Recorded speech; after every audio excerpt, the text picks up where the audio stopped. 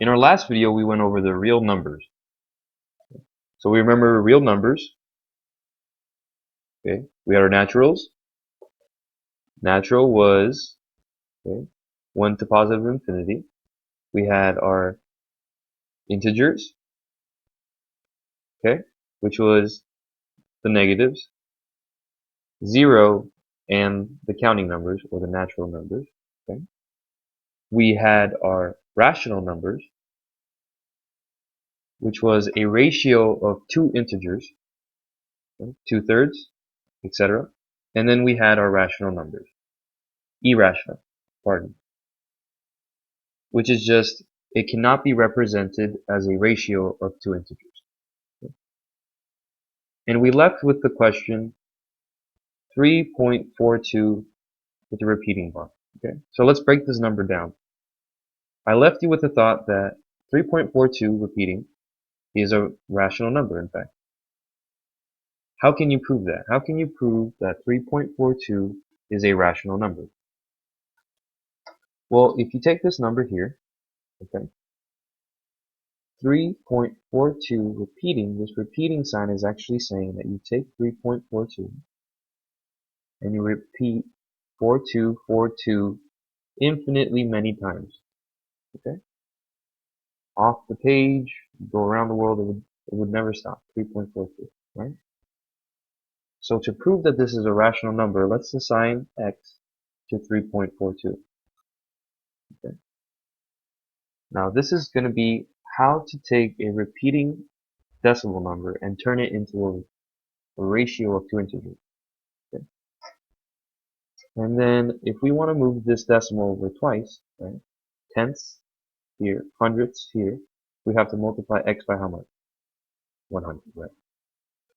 So we would get 342. 42 repeating, right? So we're going to rewrite this over here. We have 100x is equal to 342, and then it's 42 repeating infinitely, right? So it's 100x because we take the number 3.42 repeating and we multiply that by 100, right? And then we have x is equal to 3.42, right?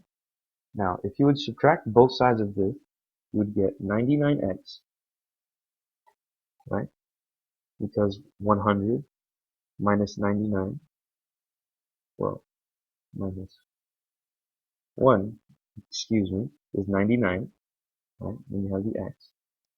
And then you would take 3.42 repeating from 342.42 repeating. And you notice something here. This cancels each other out. Right? If you have an infinite amount of 42s over here, and you have an infinite amount of 42s over here, they'll cancel each other out over and over again, infinitely many times. Right? And then you're left with 339, right? 342 minus 3 is 339. Okay? Now you can divide both sides by 99. Okay? And you get that x is equal to 339 divided by 99. So that may or may not be a straightforward example. We have something a little bit more difficult. Well, let's do a similar problem. Now we're going to do it a little bit more difficult. You have 3.142, okay? And this time, this repeating bar is over the 42 again, but you have this little 1 here, right? So what happens when you have this decimal in there? Well, it's the same thing, okay? X can equal 3.142 repeating, okay?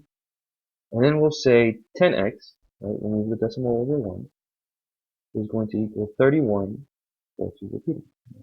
When is the next time that this number, okay, is going to have the repeating 42 again?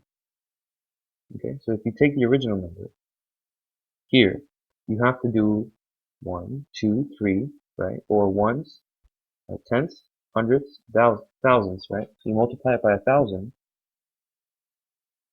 to put the 4-2 under it again.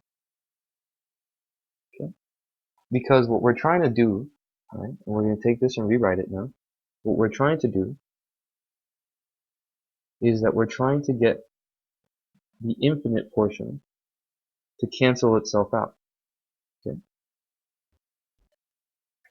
So you notice here,